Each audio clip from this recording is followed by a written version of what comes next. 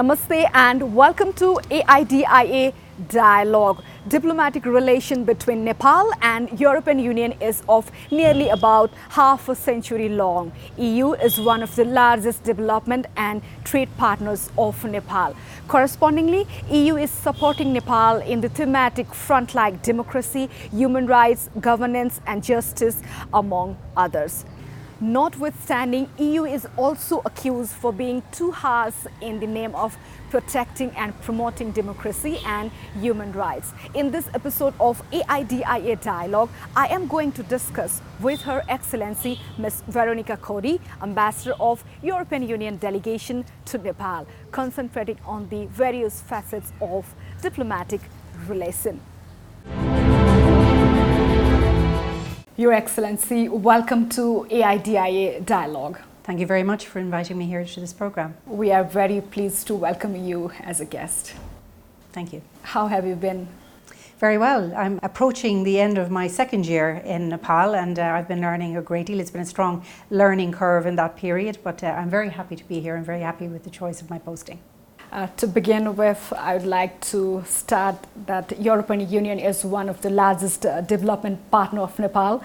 From the period 2014 to 2020, the increment in EU assistance is to Nepal is threefold. That is 120 million to 360 million. Can you briefly highlight what are the priority sector of financial assistance from EU, the priority sector? Yes, well, our main priorities are, of course, poverty reduction, assisting Nepal as a least developed country to move forward and to transition out of that LDC status into middle income status.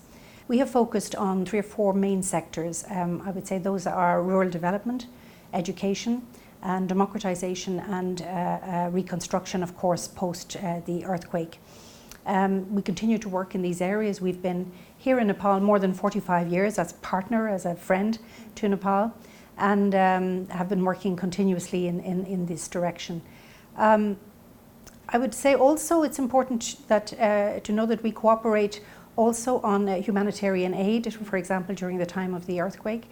We also have investment cooperation with the European Investment Bank. And yes, perhaps one last thing to mention in terms of our cooperation is the very favourable trade agreements that we have with Nepal, where we have trade privileges which we extend to.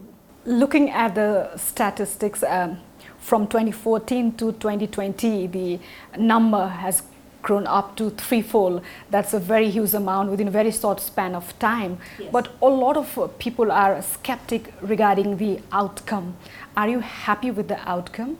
Well, I think we monitor all our projects very closely.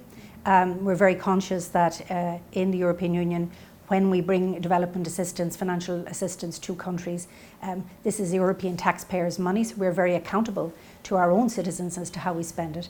And therefore we need to see results and we need to see the impact. The majority of the financing that we offer to Nepal is in the form of budget support. That means it goes directly to the government. We do, of course, have monitoring systems in place. But this, we feel, ensures that we are serving the priorities of the government directly. And this is very important to us, that we work closely with the government ministries, the line ministries with which we're engaged. And we do. The other projects that we have, we engage in with other partners, maybe UN, and maybe NGOs, civil society. And here too, we have careful checks and systems to ensure that the projects are delivering what they set out to do. I myself, and indeed my staff, regularly visit projects to look at the impact on the ground. And the EU has come up with multi-annual financial framework 2021-2027.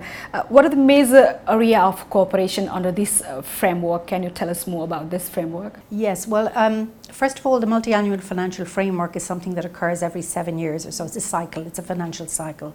The current cycle that we're in will finish in 2020, and as you rightly observed, the new cycle will begin in 2021.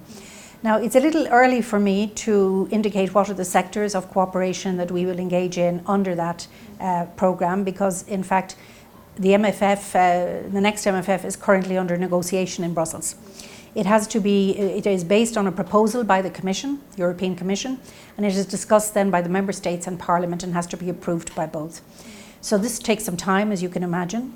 But what I can say is, even at this stage, is that in looking at the new MFF, we will be looking at the government's stated ambition to transition into a middle income country by 2030. The objective, of course, to reach the Sustainable Development Goals by the same time. We will also be looking at what we would call key challenges across the board, like climate change, for example. And I would think that these cross-cutting issues will be at the forefront as well. And in order to meet the SDG goals and the ambitious economic growth of 2-digit that has been led by government of Nepal, I think we cannot forget trade. As in terms of trade volume, EU is the third major trading partner of Nepal, but many people still argue that the optimum potentiality of trade between Nepal and EU is not yet explored. How do you want to respond to this? Well, I can only agree that for the present there is something of a trade deficit between the European Union and Nepal. We export far more to Nepal than Nepal exports to Europe.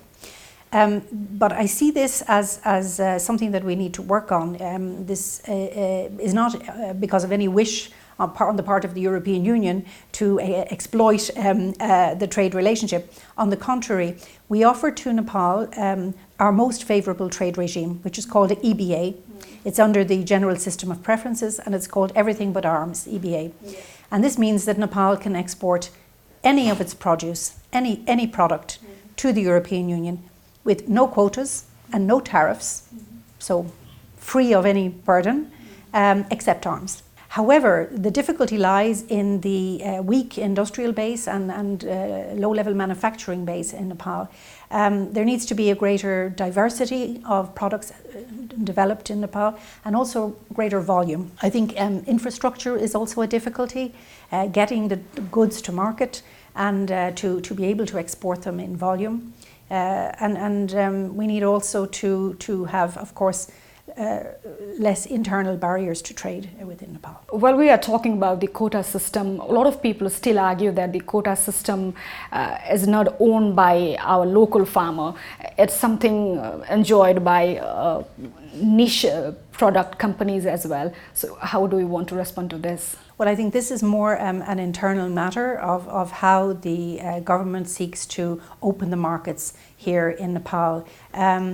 As I said, infrastructure can play a part where products are grown, agricultural products, for example, that are grown very far from the marketplace.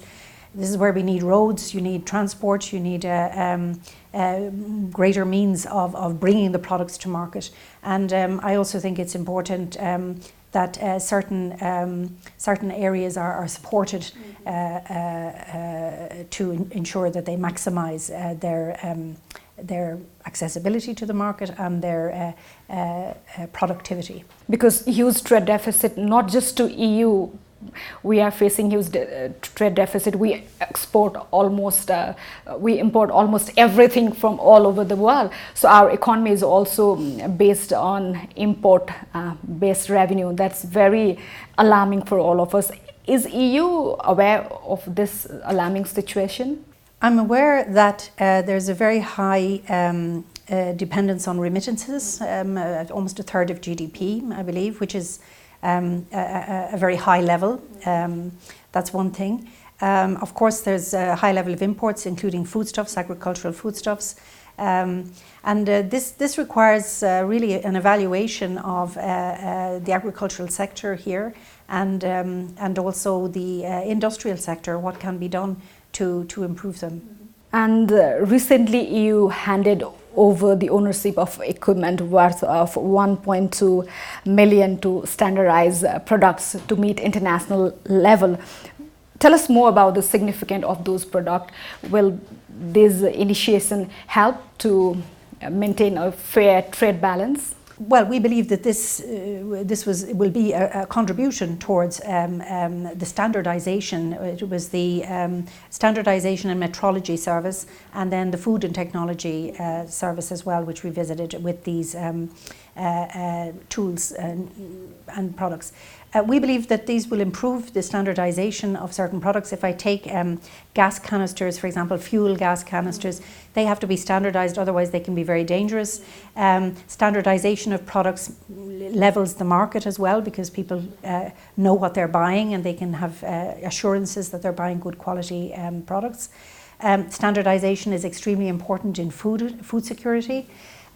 So standardization is a way of bringing up the level of products on the market and giving everybody fair access to the best products. And we just talk about Visit Nepal 2020. Yes. Government is expecting more than 2 million tourists from all around the globe.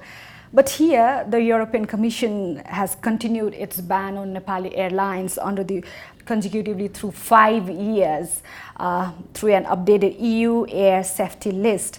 But concerned authorities from Nepali side argue that the airlines meet all the safety measures and requirements. How do you take this? I have to say that certainly this has been a long-running issue. The air ban has been in place, as you rightly remarked, for several years. This has been discussed in Brussels with the Joint Commission with Nepal only last June, July. We have repeatedly pointed out where we see some of the safety issues that remain to be addressed. One of these issues, for example, is the separation of the powers of the CAN, that they cannot both be a service provider and a regulatory body. Mm-hmm. And I believe there is legislation in place that should be promulgated eventually to regulate that matter and resolve that issue. But that's one thing. Another is the very high rate of accidents, air accidents, that we still perceive taking place here in Nepal. And this requires more careful monitoring, more complete reporting of incidents, and also assurances that remedial measures are being taken. So I think progress is being made. As I said, the draft legislation is already on the table. I understand it's still with the government, but we can hope that it will be promulgated soon. And any good news coming soon to lift the ban? Well, we have to wait, first of all, for this legislation to be in place. And then, as I said, I know that the CAN officials have provided the Commission with a great deal of documentation ascertaining and certifying that they have completed a number of safety measures, and that the Commission is happy with what has been received, but still maintains that the rate of accidents is high, and that we need to have a more consistent level of low rate of accidents over a reasonable period of time. Personally, I would very much like to see this ban lifted, of course. The Air Safety Committee meets regularly in Brussels. All 28 of our member states sit on the Air Safety Committee, and they go through the list on a regular basis. And I very much hope that more progress will be made by Nepal, and that at some point in the future we can lift this ban. And now I would like to draw your attention to the statement made by EU. EU recently made the statement, quote, I quote, European Union, it said that it wishes to be not only a development partner of Nepal, but also a political partner. Can you articulate the broader spectrum of this statement? Yes, certainly.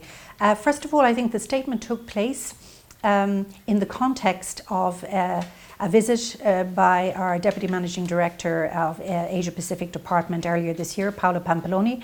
She came to Nepal with a view to visiting the government, and she had a number of visits with key ministers. A wish to enhance our bilateral engagement by having more regular consultations. Normally we would meet every 2 years, now we will meet once a year. What we meant by having a more political partnership is that there can be a tendency when we work in least developed countries for people to focus only on the development angle. But we see now that over the past years that Nepal is transitioning out of the conflict decade. It's already looking outward much more. Since the new government was in place, I think there's a much greater prospect for stability and for growth. And I see that the government is also looking outward to foreign policy, to meeting with other counterparts in neighbouring countries and beyond. Nepal is also a seat on the Human Rights Council. And we ourselves believe that we share a great deal of, a great number of issues with Nepal. There are so many challenges facing us, like climate change, like proliferation of nuclear weapons, the International Court of Justice, so many areas where we believe working together we could have a bigger impact. And we would like to strengthen the relationship. I mentioned earlier we've been working with Nepal for 45 years, so we're not new to one another. And many people took that statement as an interference to Nepal's internal affair. How do you want to respond to that? That was certainly not the intention. We fully respect the sovereignty of Nepal. When we say we want to be more of a political partner, that is not a political actor in Nepal, it's a political actor with Nepal as a global actor. And the European Union, as I'm sure you know, is a very strong global actor. We're one of the leading actors on climate change, for example, on addressing issues that go beyond individual countries, on addressing issues that have global reach or at least regional reach. And here I think Nepal is a very good example of a country that's coming out of conflict, that is embracing democracy, that is looking outward. And we think these are all good things and want to support them and to partner Nepal as much as possible in that. And as we all know, Nepal is a country with diverse ethnicities, culture and religions that coexist under the same roof. But a lot of time, European Union is accused of pushing the agenda of social inclusion too hard. Do you feel this way as well? Well, I think the European Union itself is a grouping of very different, diverse cultures, languages, histories. We're ourselves a very diverse group, and I believe very much our ambition is one of unity and diversity. I would say our concern about inclusion is that we note generally that where people are marginalised or where they feel excluded or where they feel they do not have a voice, they invariably feel disenfranchised and as if they have no interest in their country or they're not being listened to and they're not being heard. And this can be a source of friction, a source of conflict eventually, and even violence, where people feel they are listened to, where people feel that they have a voice in the decisions that are taken, and they feel they have a vested interest in the future of the country, and therefore they try to support the country in going in the right direction. I do not think that the European Union has any hidden agenda here. On the contrary, we wish Nepal well in its growth and in its development. But don't you think that the strong voices against marginalization and preferential treatment have also been growing with the institutionalization of democracy as well? I know that your own constitution sets out the right to all to be included. And this was a constitution embraced by the population. So I think if we are to respect the constitution, we must also respect those provisions on inclusion. And EU was quite critical with the 2017 Provincial Assembly and House of Representatives election in its report, especially with issues of social inclusion and fair representation. Government of Nepal and Election Commission were not happy with it. How do you see this situation change in terms of electoral reforms and democratic values in the years to come? Well, first of all, the European Union was invited, the European Union Election Observation Mission was invited to be here by the Nepali government, and we are an accredited participant in international elections, so we have a lot of experience in this area. You refer to the recommendations of the report. I think many of the recommendations of the report were very acceptable and indeed were shared by the Nepali Election Commission. There were one or two that were considered more controversial. I think we made those recommendations in the best spirit of friendship, but I think that it is, of course, they are of course only recommendations. It's entirely up to the government of Nepal how they wish to act on those recommendations. In any case, I think it's very much a measure of the maturity of our relationship that we have moved on from that. We are continuing to support the election support program, the ESP, with the UN. And we are, as I said, working towards an ever closer relationship with the government. So I'm happy to say that I hope that the recommendations overall, both ours and the election commissions, will help to improve the electoral process, and I look forward to that in the future. And EU is often also charged with accountability issues as well. It's said that the organization circumvents the government and implements project or activities without government approval or consultation. There was even a case back in 2017 where EU observers were sent to polling booth even before the election, violating the election code. Is that the case? I'm not aware of any breach of the election code by EU election observers.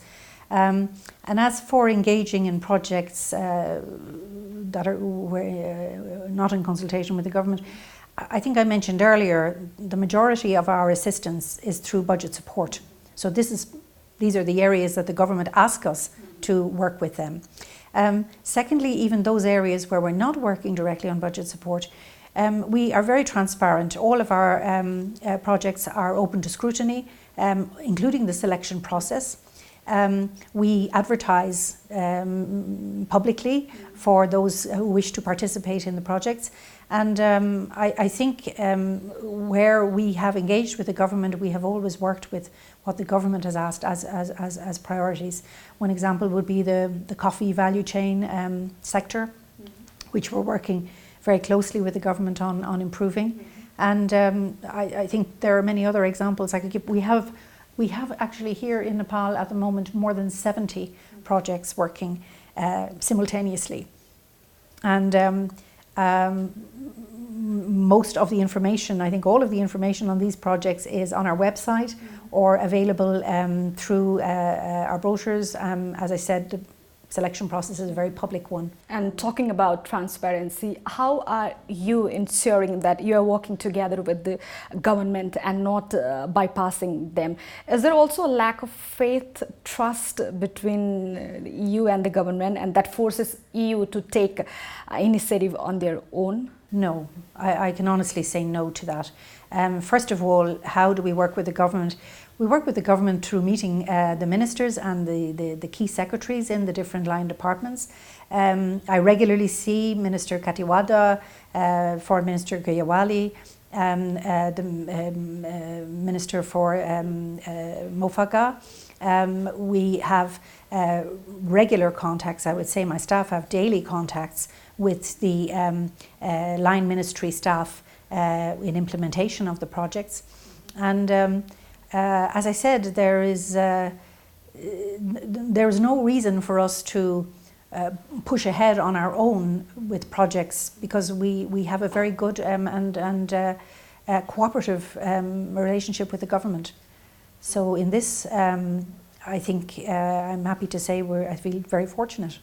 And also a lot of time we hear about some INGOs are being involved in promoting religious conversion in the veil of a development campaign, and those campaigns are backed by EU. A lot of people come up with this kind of statement. Do you like to clarify on this statement? This is something I have heard repeatedly and I've read in the press repeatedly, but it's actually something I have no experience of, and I certainly am not aware of any degree of proselytizing. Certainly not on the part of EU projects, no. And how is EU supporting post-earthquake reconstruction in Nepal? I'm aware that it is conducting several programs all around the country. Indeed we are. Well, we are trying to help in the reconstruction project, but also, as I said, building back better, that new housing will be more resilient to future shocks. We also try to help in the schools by preparation for disasters. We have in areas like Rapti Sonari, for example, we have been building wells and pumps and emergency measures for people to escape from flooding. I think this is an ongoing effort. It will continue. I think the needs are still there, and I think Nepal can count on the European Union as a partner in future reconstruction as well.